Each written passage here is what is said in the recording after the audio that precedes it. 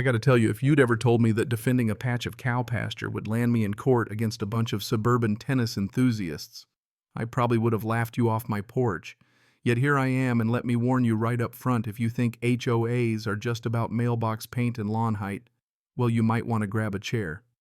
You're not going to believe how far some folks will go when they think a little authority gives them the right to rewrite history and property lines.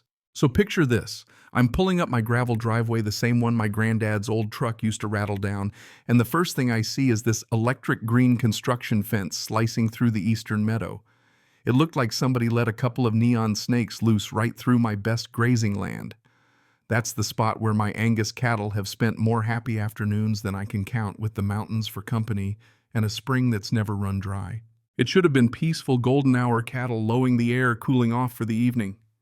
But instead, my boots are crunching on gravel and my pulse is picking up, because what I'm looking at isn't just weird. It's wrong.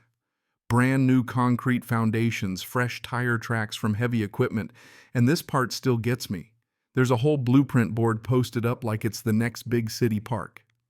Turns out someone's planning a tennis court complex. Full-sized floodlights and all. Permits stapled up for everyone to see, signed by someone I'd never met, a Patricia Drummond, supposedly president of the Meadowbrook Heights HOA. Now here's the kicker. I've never been in an HOA. My land's been Guthrie land since '47, before Meadowbrook Heights was even a glimmer in a developer's eye. I bought it straight from my granddad's estate, clear deed, no fine print, no sneaky easements. County says it's agricultural, and that's that. So I call up Daniel, my lawyer, and you can practically hear the wheels turning as he flips through his files. Travis, that doesn't make any sense, he says. And I'm like, tell that to the cement mixer in my pasture. He tells me not to touch a thing, just take photos, document it all, every inch, every survey stake. Which is exactly what I do.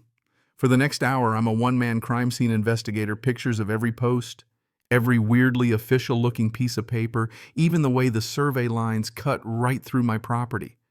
Maybe someone misread a map, or maybe they just didn't give a damn. Either way, my meadow's got more survey stakes than fence posts. Night falls and I head back to my house. The cattle are bunched up by the barn, looking as annoyed as I feel. I try to tell myself it'll all get sorted out, mistake mix-up, somebody will see reason. But I don't sleep much. Next morning, my phone rings at 7 sharp. Unknown local number. I answer, and it's Patricia herself. Her voice is all business clipped, like she's used to people jumping when she barks. Mr. Guthrie Cruz will be returning today. Please keep your livestock away. I'm barely awake, but I sit bolt upright. That's my land, I tell her. She doesn't even pause. I'm afraid you're mistaken, Mr. Guthrie. The tennis court is being constructed on HOA common land as filed with the county. My patience snaps. My deed says otherwise. That meadow's been in my family for almost 80 years. Patricia, she doesn't care. I don't have time for this. Project approved, board signed off, don't interfere or we'll take legal action. That's rich, right? She hangs up before I can even respond. Outside, 2 pickups and a flatbed are already there. Guys unloading more lumber, laying out chalk lines like they're prepping for the US Open. I go straight to the man in charge, hard hat, clipboard, doesn't even look surprised to see me. Carl Henderson, site manager. We're just following permits, he says, waving around papers stamped by the HOA and the county. I tell him the county made a mistake, that I'm filing a court motion, and he suddenly looks like he'd rather be anywhere else. Says he'll call Patricia. 5 minutes later, he's back, tells his crew to keep going. My jaw clenches so hard I think I might chip a tooth. I call Daniel again. He's at the courthouse working on an emergency motion. I try the sheriff dispatcher, says they're busy with an accident, might be a while, so I stand there helpless watching them pour concrete while my cattle hang back, eyeing the whole mess like they know something's wrong. Finally, near noon, a sheriff's deputy pulls up. Young woman, Deputy Chen. She listens to both sides, looks at my deed, looks at their permits. This is a civil matter. She says I can't stop them without a court order. That's the law, I get it, but it still stings. Feels like being robbed in broad daylight, and the cops just shrug. Daniel pulls through, says we've got a hearing at 4. I spend the afternoon digging up every deed survey and scrap of paperwork my family's ever kept. I drive to the courthouse, hand them over. In the waiting area, Daniel tells me Patricia's already there with her lawyer, a smooth-looking guy named Blackstone, HOA law specialist. They look like they just walked off a golf course. Court starts. Judge Morrison, she doesn't mess around, barely says hello before asking Daniel to present our case. He does. Lays out the chain of title, the surveys, everything. HOA's lawyer counters with their own maps and community land designations. But the judge, she cuts straight to the heart. Do you have evidence the land was ever transferred from Mr. Guthrie to the HOA, Blackstone Hems and Haws, then admits not really just a survey that suggested the land was available? You ever see a house of cards collapse? That's what it looked like. Judge grants the restraining order. Work stops immediately. Patricia's face goes red. Her lawyer tries to object. The judge shuts him down hard. You built on someone else's land without permission, she says, like she's scolding a kid who got caught shoplifting. The next few weeks, the HOA floods me with threatening letters. Let us build or we'll sue. Let us build or we'll report you for violations. I forward them all to Daniel. He sends back responses that basically say, see you in court. My meadow sits half-finished concrete curing in the sun, my cattle giving it a wide berth. I start to wonder if this will ever end. Then one evening there's a knock at the door. Patricia this time flanked by 2 other board members acting all neighborly. We'd like to offer a settlement, they say. 50 grand for an easement. I don't even hesitate. The land isn't for sale, I tell them. They bump it up to 75. I tell them again, no amount of money is changing my answer. That's where my cattle graze. It's staying that way. Patricia's patience runs out. You're making a mistake. We'll fight this in court and bleed you dry in legal fees. I tell her, guess we'll both spend money then. Now get off my porch. Their SUV peels out, kicking up dust, and I stand there thinking, did that really just happen? Meanwhile, the HOA tries to make my life hell, sends violation notices about my barn, my fence, my tractors. Daniel laughs it off. You're not part of their HOA. These are meaningless. Still, it wears on me. One morning I find new survey stakes driven all along my property right up to my barn. Daniel says, let them waste their money. Just keep documenting everything.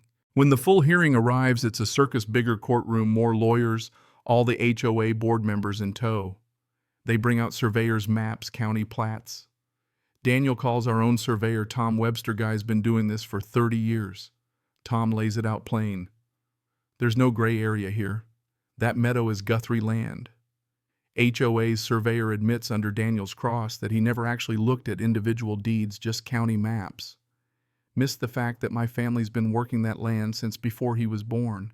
Patricia gets called to the stand and she's as smug as ever, says the board believed the land was theirs. Daniel presses, did she ever even look at my deed before pouring concrete? Wasn't necessary, she snaps. Judge Morrison isn't impressed. After hours of testimony, she rules in my favor, orders the HOA to remove everything, pay damages, attorney's fees, and restore the land.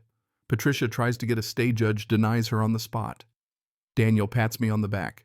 We did it. But Patricia doesn't quit. While demolition crews jackhammer up the concrete, she starts filing liens violation notices, complaints about my cattle disturbing the subdivision. Daniel files motions, gets everything thrown out. The sheriff's deputies know me by name at this point. Then this is where karma decides to show up in boots. One night, someone cuts my fence and builds a new one 30 feet into my property. Cattle can't graze near the subdivision. Security cameras catch a white pickup with an HOA sticker, 3 figures, one in expensive outdoor gear directing the others. The deputies pay Patricia a visit and she admits it thought she was within her rights. Turns out that's vandalism and trespass. Patricia gets charged, mugshot in the local paper. HOA residents start demanding answers. The HOA throws an emergency meeting and votes her out. Gerald, the same guy who tried to buy me off, calls me personally, apologizes, and offers a clean slate.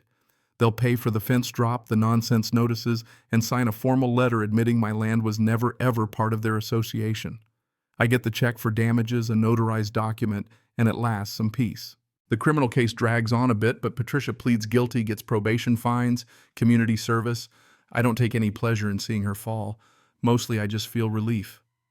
She moves away.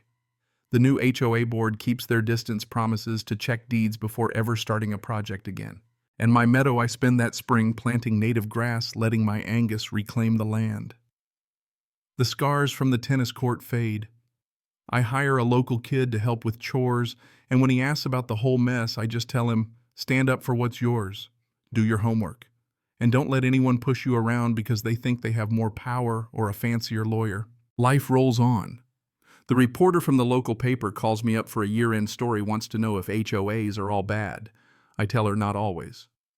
But when folks in charge forget where their authority ends, that's when trouble starts. She asks what I'd say to Patricia if I saw her. I say, hello, maybe nothing more. Holding a grudge just means you're letting them rent space in your head. Now and then I still get calls from other ranchers folks who heard about my case. They want advice. They want to know if it's worth fighting. And you know what it is. Because boundaries matter. The law matters. If you don't defend what's yours, someone else will come along and try to take it. One evening as the sun sets, I'm out by the eastern meadow, same spot where the tennis court was supposed to be. My best cow is lying in the grass, calves playing nearby, the mountains glowing pink and gold. You couldn't tell there was ever a court there, except maybe a slightly different shade of green. I take a deep breath. Peaceful, finally. There's something almost poetic about it, right? They built their plans, poured their concrete, and still the land went back to being what it always was. Ranch land. A place for cattle, not tennis. I guess in the end the cows won. Let me ask you, what would you have done in my boots? When does standing up for your rights turn into stubbornness? And when is it the only thing keeping the world from running roughshod over you? Ever had a neighbor or a boss or a company try to take more than they're owed? I'd love to hear how you handled it. Drop your story below. Right, wrong, in between. Sometimes the only way justice gets done is when regular folks stand their ground and say, not today. And that's my story. Thanks for sticking around to hear it.